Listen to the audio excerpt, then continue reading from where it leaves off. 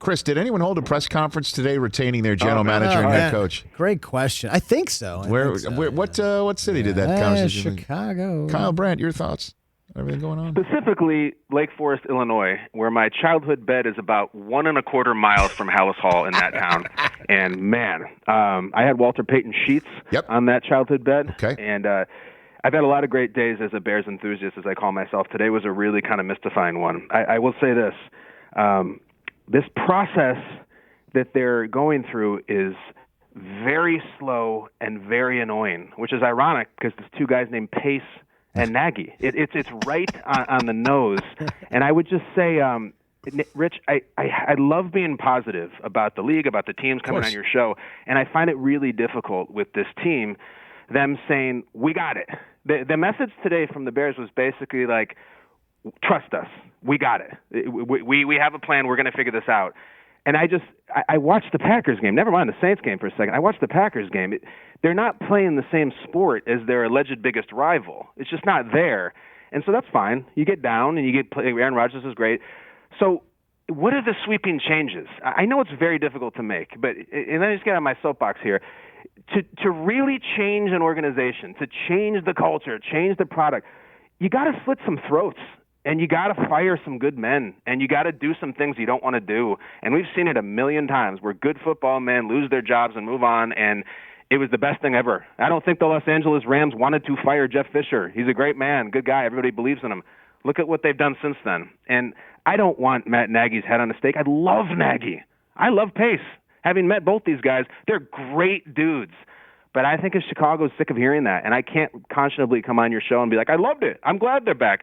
It's a problem. And I don't even know who the quarterback is. We didn't even get into the quarterback yet.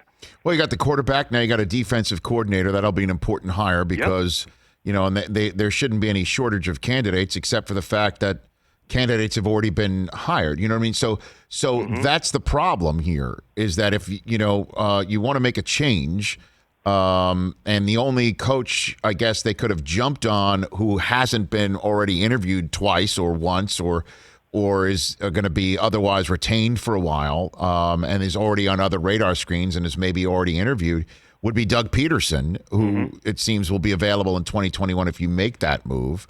That, and I feel the same way about Sam Darnold as well, just to, I guess, continue the script of talking about our teams that we wear our hearts on our sleeves in our professional capacities as well.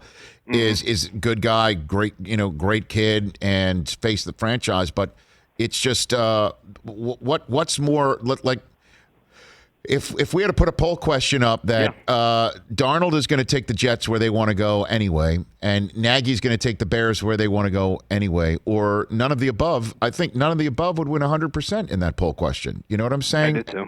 And it's not like that these people don't know how to do it. It's just, times run a course, unfortunately. And I think if you're a Bears fan, you watch and you say, all right, it's one thing that we're not winning. We were 8-8 before we went into the playoffs. We're 8-9. We hired Matt Nagy for his offensive acumen, and we pretty much scored 3 points in a playoff game. 3, until the last walk-off touchdown to Jimmy Graham and he ran out the tunnel. Right. We're not losing 41-38, Rich. They don't have any offense, and he didn't draft Trubisky. Trubisky was a stepchild for him. That's fine. So we picked Foles. Foles didn't work out. It's like they've had everything.